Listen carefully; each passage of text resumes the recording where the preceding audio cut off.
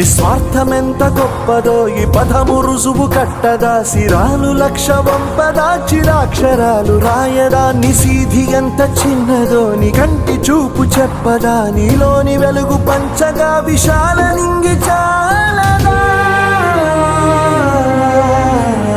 మనుష్యులందు నీ కథ మహర్షిలాగా సాగదా, మనుష్యులందు నీ కథ మహర్షిలాగా సాగదా.